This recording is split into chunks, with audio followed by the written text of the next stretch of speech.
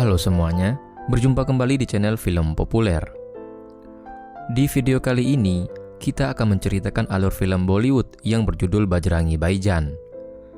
Film ini sangat kita rekomendasikan buat teman-teman, karena selain memiliki cerita yang fresh, film ini juga mengandung unsur bawangnya, yang mana tentunya telah membuat jutaan penontonnya tersentuh hingga meneteskan air mata. Nah, daripada penasaran, mari langsung aja kita simak alur ceritanya berikut ini.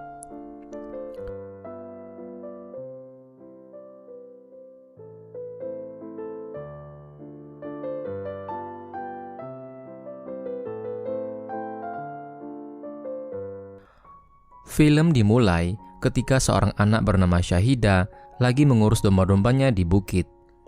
Saat itu, ayah menyuruh Shahida pulang karena hari sudah mau gelap. Jadi, Shahida pun beranjak pulang ke rumah sambil bermain dorongan roda dengan menuruni bukit.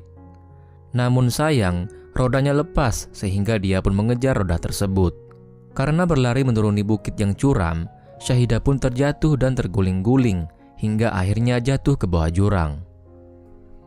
Si bapak yang baru sampai di rumah pun ditanya oleh ibu Shahida, "Kemana anaknya? Kok belum nyampe rumah?"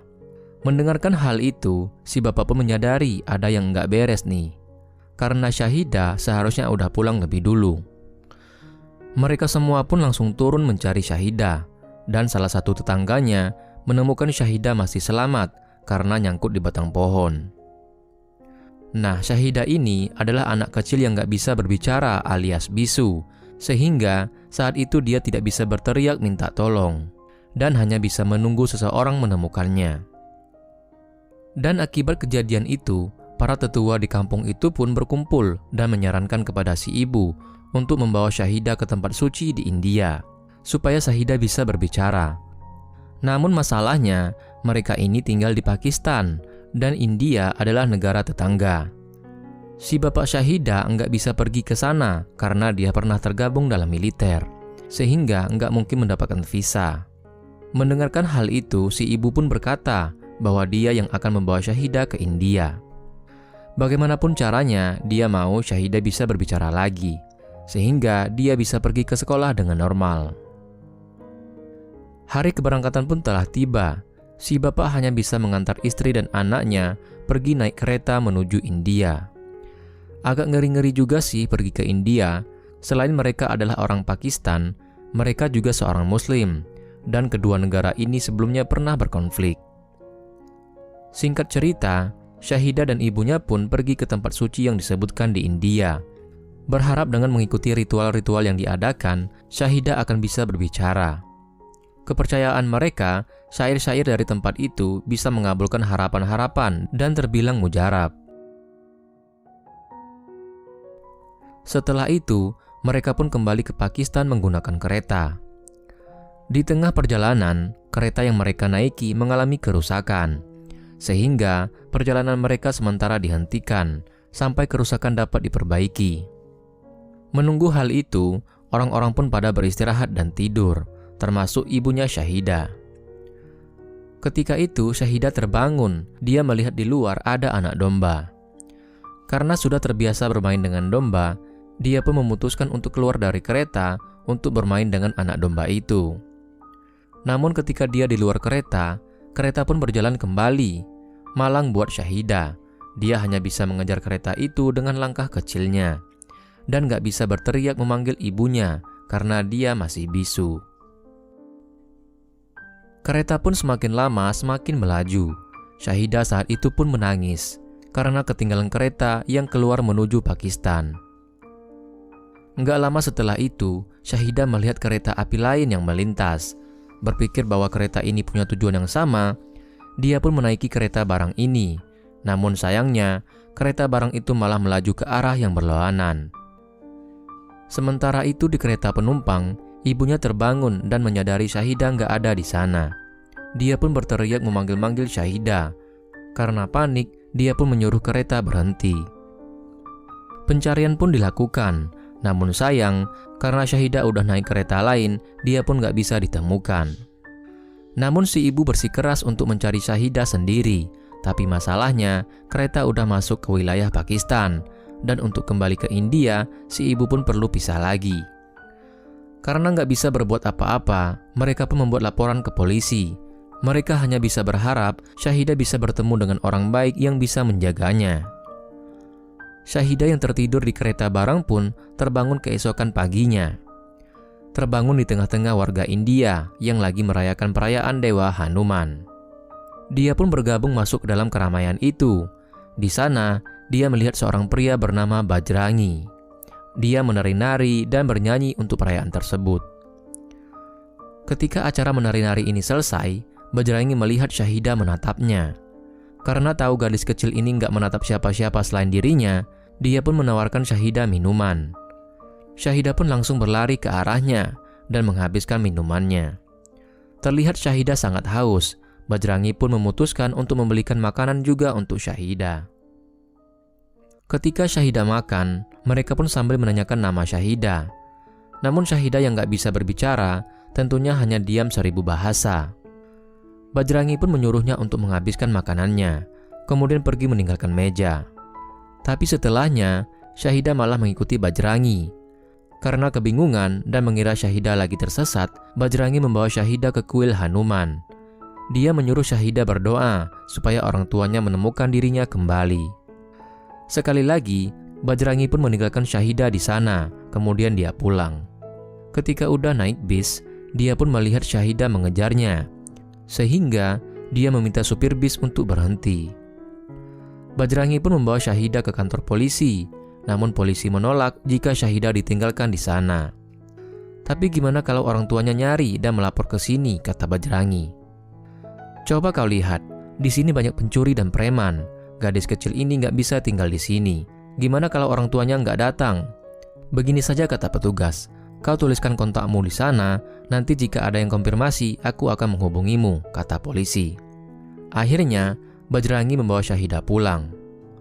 Di dalam bis, Bajrangi bertanya di mana Syahidah tinggal, dengan menyebutkan semua nama-nama kota di India. Syahidah hanya bisa menggelengkan kepalanya, karena memang dia bukan warga negara India. Para penumpang lain pun sampai membantu Bajrangi untuk menyebutkan kota-kota yang mungkin adalah kota tempat Syahidah berasal. Namun gak satupun nama kota itu yang membuat Syahidah mengangkat tangannya. Bajrangi sebenarnya bukan berasal dari kota Delhi. Karena permintaan ayahnya yang sudah meninggal, dia pun harus pergi ke kota Delhi untuk mengunjungi teman ayahnya yang bernama Dayanan. Di sanalah dia bertemu dengan Rasika, anak dari Dayanan. Bajrangi tinggal di sana untuk beberapa hari. Di sana, dia sering menemani Rasika. Entah itu ketika Rasika lagi bekerja sebagai guru, beribadah, atau berbelanja. Kedekatan itu membuat Rasika jatuh hati pada Bajrangi. Suatu ketika, rumah Dayanan didatangi oleh temannya, bermaksud untuk melamar Rasika. Namun Rasika pada saat itu udah jatuh hati pada Bajrangi, dan memutuskan untuk menolak lamaran tersebut. Untungnya, Dayanan menghargai keputusan anaknya yang udah memilih jodohnya sendiri. Lamaran pun dibatalkan, dan Bajrangi dikasih waktu 6 bulan untuk membeli rumah sendiri, sebagai syarat pernikahan dirinya dan Rasika. Karena itulah, Bajrangi kembali datang ke Delhi untuk mengabarkan ke orang tua Rasika tentang perkembangan DP rumah yang lagi dia usahain. Para penumpang di sana menjadi senang mendengarkan cerita cinta Bajrangi. Setibanya di rumah Rasika, Bajrangi pun menjelaskan tentang Syahidah sebagai anak yang hilang. Dayanan pun berkata, gimana kalau orang tua Syahidah enggak mencari anaknya? Sampai kapan kau mau begini, menolong orang lain daripada dirimu sendiri? Kau harusnya kerja keras, membelikan Rasika rumah baru, barulah kau bisa menikah. Ingat itu, kata Dayanan. Ketika menemani Rasika berbelanja, Bajrangi pun berkata pada Rasika, mungkin Syahidah ini anak dari kasta Brahmana karena kulitnya putih. Kemudian, gimana kalau orang tuanya nggak mencarinya, kata Rasika. Siapa tahu dia adalah anak yatim piatu. Ada benarnya juga perkataan Rasika, pikir Bajrangi. Tapi kayaknya kalau anak ini yatim piatu, dewa akan mengabarinya padaku, kata Bajrangi dengan yakin. Sementara itu di rumah, Syahidah yang nggak terbiasa memakan masakan orang Hindi pun memutuskan untuk menyelesaikan makanannya dengan cepat. Dan ketika di dapur, dia mencium aroma ayam goreng yang dimasak oleh tetangganya Dayanan, yang kebetulan merupakan seorang muslim. Jadi Syahidah pun memutuskan untuk pergi ke sana. Jadi ketika Bajrangi dan Rasika kembali ke rumah, mereka mendengar kabar kalau Syahidah hilang. Akhirnya, setelah dilakukan pencarian, Rasika menemukan Syahidah sedang memakan ayam dan daging di rumah seorang muslim. Bajrangi pun menjadi kaget dan ternyata dugaannya salah. Karena kalau Syahidah dari kasta Brahmana, dia nggak akan memakan daging hewan. Informasi tentang Syahidah pun masih belum mereka ketahui karena kondisi Syahidah yang bisu. Di rumah makan pun, Syahidah dipesankan ayam dan makan terpisah dari mereka. Mungkin Syahidah adalah kasta ksatria, karena mereka juga kadang-kadang juga makan daging hewan, kata Bajrangi yang masih berpikir kalau Syahidah adalah orang Hindi seperti mereka. Di sana, Syahidah pun menangis ketika melihat seorang anak yang disuapi oleh ibunya. Karena menangis, Rasika dan Bajrangi pun mencoba menghibur Syahidah dengan melakukan joget ayam. Ya apapun lah, yang penting Syahidah enggak bersedih lagi. Hari demi hari pun berlalu. Bajrangi dan Rasika sering membawa Syahidah kemanapun mereka pergi, bahkan ketika beribadah di pasar. Tapi Syahidah adalah seorang muslimah. Dia pergi beribadah di sebuah musola yang ada di pasar. Bajrangi yang melihat Syahidah yang beribadah pun menjadi kaget dan menyadari kalau anak kecil yang ia tolong ternyata adalah seorang muslim. Dia pun keluar dari musola itu dan mengabari hal ini kepada Rasika. Bajrangi takut kalau ayahnya akan mengusirnya, karena Dayanan gak mau ada umat agama lain yang tinggal di rumahnya. Tapi Rasika gak mau meninggalkan Syahidah, karena Syahidah cuma anak kecil berumur 6 tahun, jauh dari rumah dan jauh dari orang tuanya. Soal kasta dan agama itu hanya omong kosong. Jangan buang waktu kita untuk urusan yang sepele. Kau adalah orang baik, karena itulah aku cinta padamu, kata Rasika. Mereka pun kembali untuk mencari Syahidah, dan di sana Bajrangi mendapatkan pelukan dari seorang anak kecil yang masih polos. Dalam hatinya, Bajrangi pun berjanji akan tetap mengantar Syahidah pulang ke rumahnya. Di rumah, Bajrangi khawatir kalau Dayanan tahu dia membawa orang Islam naik ke rumahnya. Namun Rasika berkata, siapa yang akan bilang ke ayahnya? Nggak akan ada yang tahu tentang hal ini, kata Rasika yakin. Di saat yang sama, di rumah ini lagi nonton bareng pertandingan kriket antara India melawan Pakistan. Ketika Pakistan berhasil mencetak angka dan memenangkan pertandingan, Syahidah pun bertepuk tangan dan menari-nari di depan TV, yang membuat semua orang keheranan. Apalagi Syahidah mencium bendera Pakistan yang ada di TV. Sontak saja semua yang ada di situ menjadi kaget. Bajrangi pun bertanya kepada Syahidah, apakah dia berasal dari Pakistan? Syahidah pun angkat tangan dan menganggukkan kepalanya. Dayanan pun marah besar kepada Bajrangi dan menyuruh Bajrangi untuk mengantarkan Syahidah ke kedutaan Pakistan di India. Dayanan masih punya dendam tersendiri sama orang Pakistan akibat konflik yang lalu. Dayanan gak mau kalau Syahidah berada di dalam rumahnya lagi. Jadi keesokan harinya, Bajrangi mencoba pergi menuju kedutaan Pakistan dan menjelaskan yang terjadi. Namun karena paspor Syahidah ada dengan ibunya, jadinya permintaan itu ditolak. Bajrangi pun diusir oleh petugas keamanan karena terus memaksa untuk meninggalkan Syahidah di sana. Di saat yang bersamaan, terjadi rusuh di kantor kedutaan tersebut. Untungnya mereka berhasil keluar. Namun efek kerusuhan itu, kantor kedutaan Pakistan ditutup dan visa untuk ke Pakistan dibekukan selama 1 bulan. Ketika Bajrangi mau minta bantuan agen travel, mereka nggak bisa membuatkan paspor untuk pergi ke Pakistan. Namun dari sana Bajrangi dikasih info kalau ada cara buat dia untuk pergi ke perbatasan tanpa paspor. Namun petugas ini meminta sejumlah uang yang nggak kecil kepada Bajrangi. Malam harinya, ketika Bajrangi menghitung uang yang dia punya, Rasika memberikan uang tabungannya untuk Bajrangi, uang untuk DP rumah mereka. Namun untuk saat ini, yang terpenting adalah memulangkan Syahidah, kata Rasika. Dengan uang yang terkumpul pun, Bajrangi kembali ke agen travel tersebut dan meninggalkan Syahidah di sana. Sebenarnya, Syahidah menolak untuk pergi bersama petugas itu, namun Bajrangi nggak punya pilihan lain.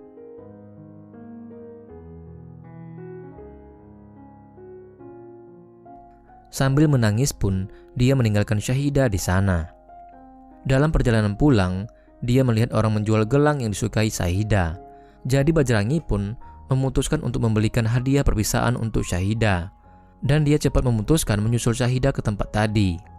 Namun udah telat, kantor agen travelnya udah keburu tutup.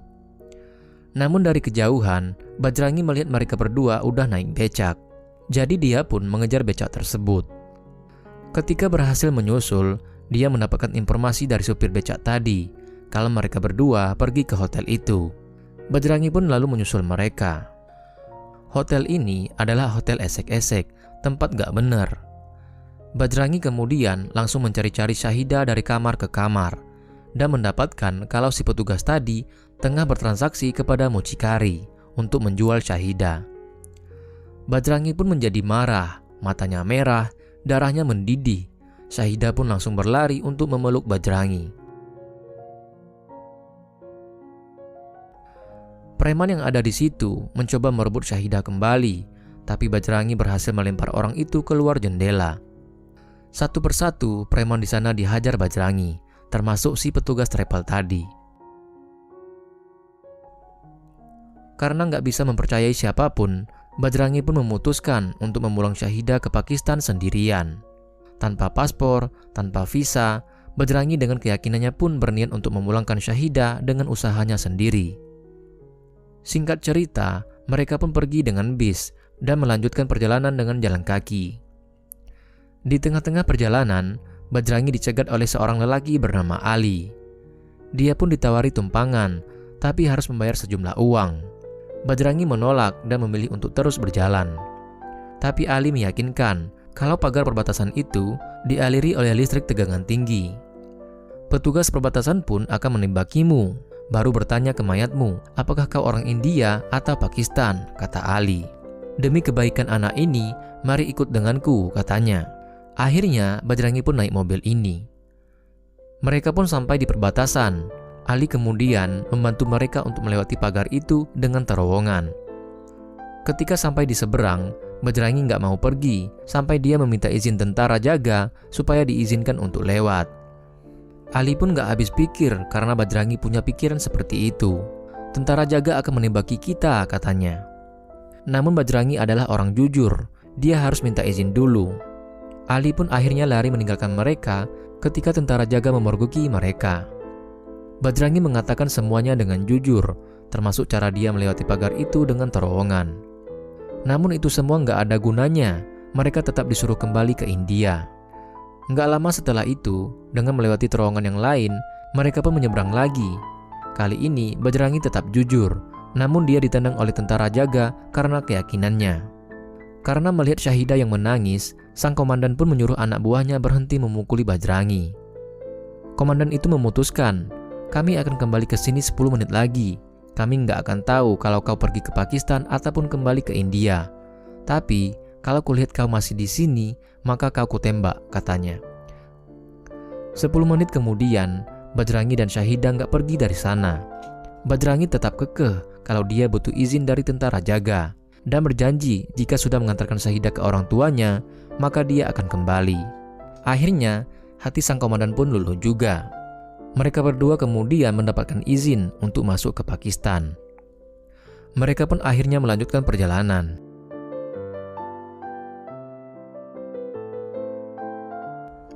Ketika mereka beristirahat untuk makan dan minum, Bajrangi pun menyuruh Syahidah untuk makan dengan cepat karena ada polisi di sana.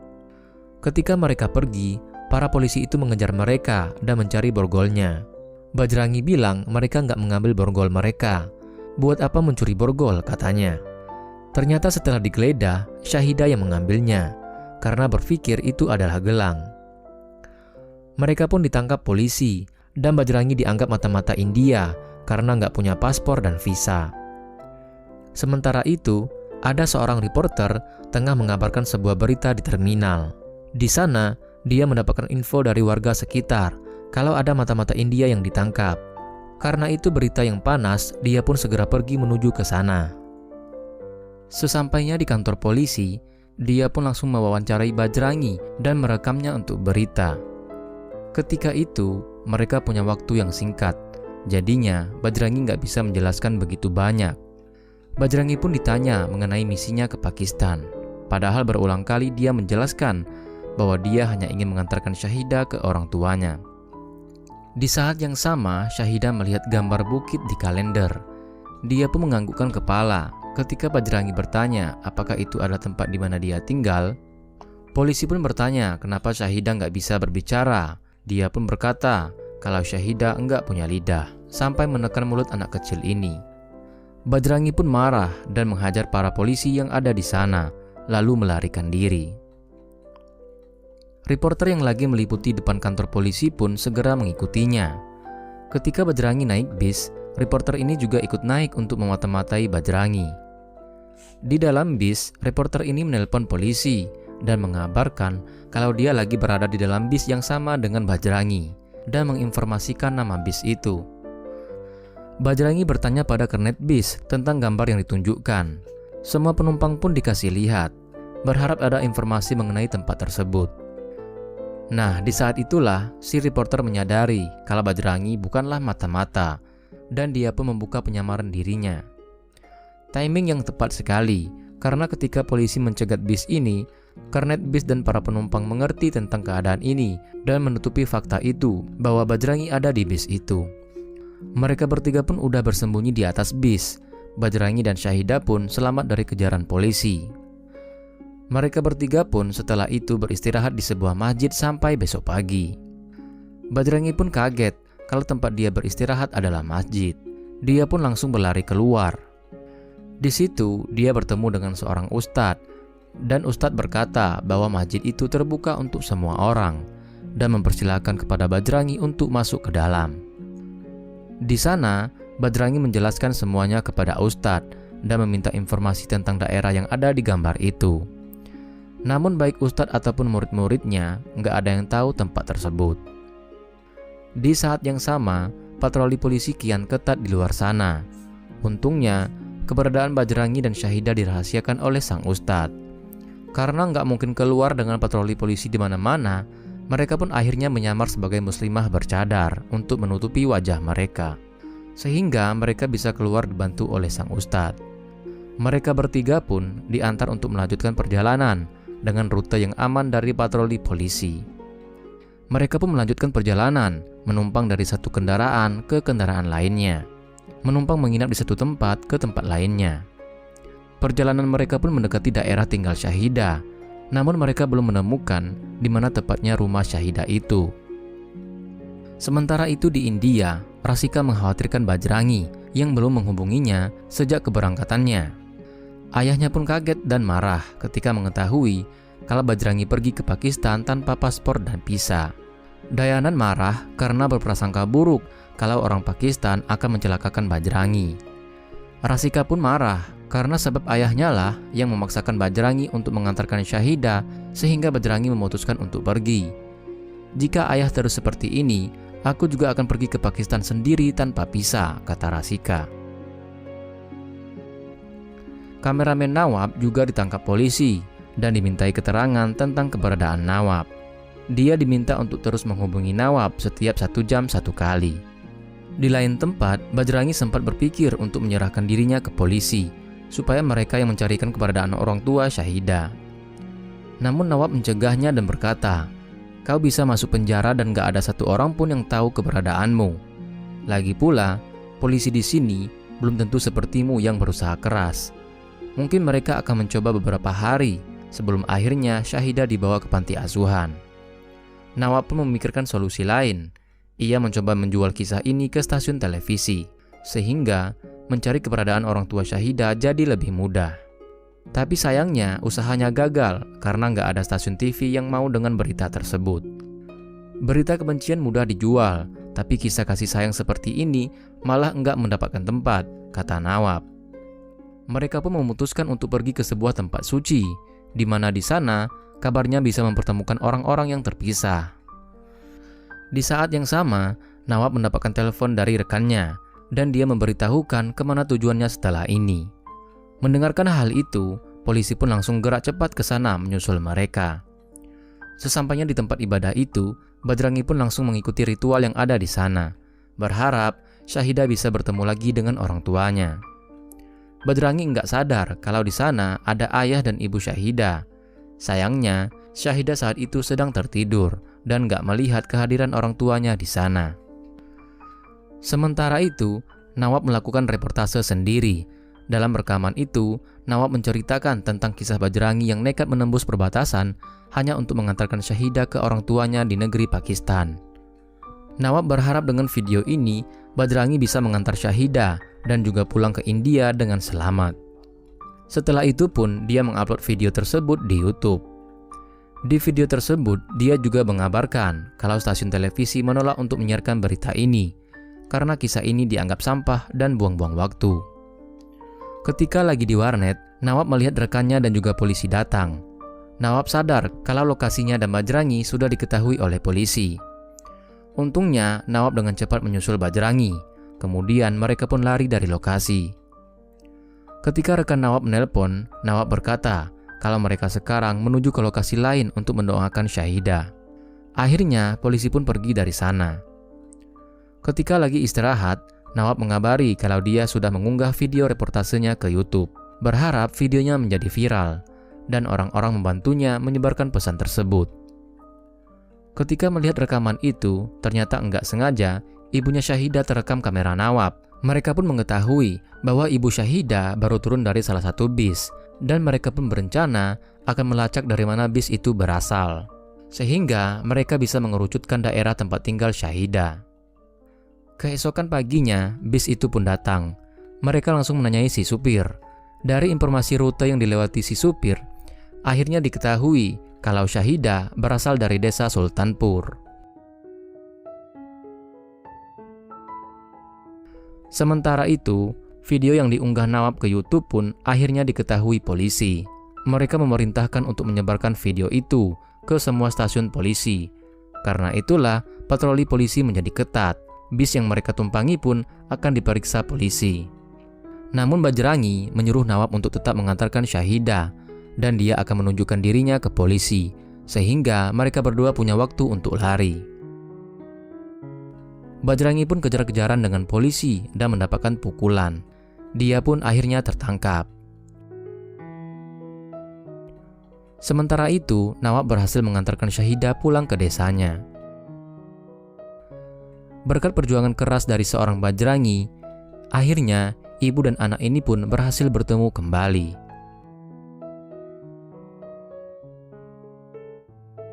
Pertemuan ibu dan anak ini sungguh haru dan menyentuh hati.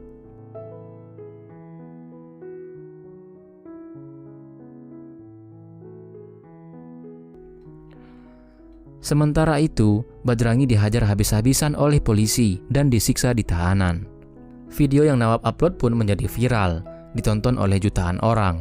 Bahkan, kabar ini sampai ke India dan ditonton oleh Rasika. Semua media cetak memberitakan hal ini. Rakyat Pakistan bersimpati pada sosok Bajrangi. Namun kepala polisi tetap nggak mau tahu dan tetap menganggap kalau Bajrangi adalah mata-mata India. Walaupun sudah diketahui fakta bahwa Syahidah memang menghilang di India, bapak ini tetap nggak peduli. Seorang petugas yang ditugasi untuk menyiksa Bajrangi supaya mengaku pun sampai mencari tahu kebenarannya di India. Dia pun mendapatkan informasi bahwa memang benar kalau Bajrangi memang pernah datang ke kantor polisi bersama dengan Syahidah.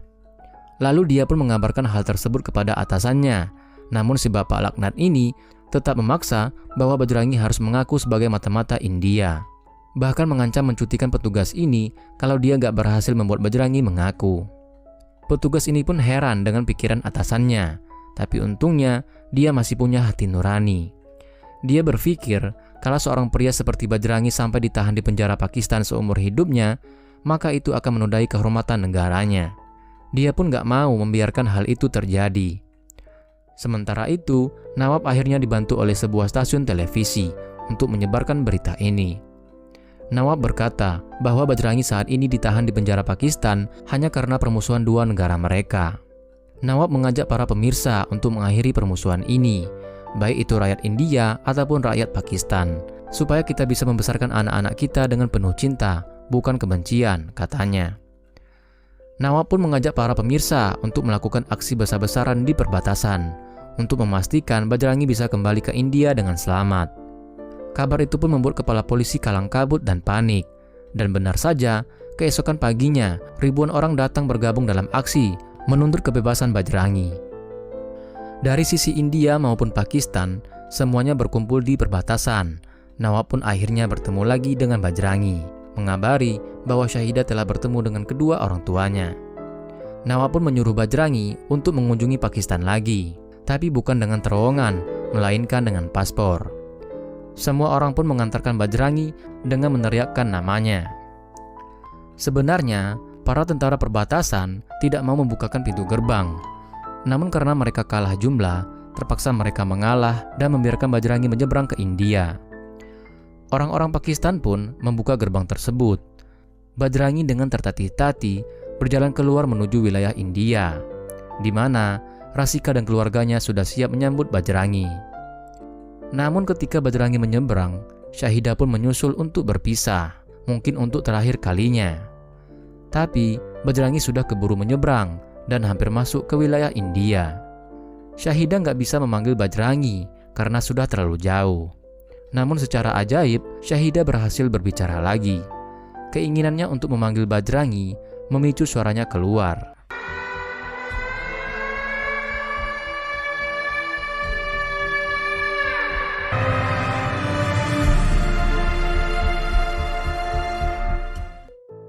Paman, itu kata pertama yang Syahidah ucapkan. Dia bisa berbicara kembali bukan karena ritual yang macam-macam, bukan karena pengobatan medis, tapi karena keinginannya untuk berterima kasih pada Bajrangi.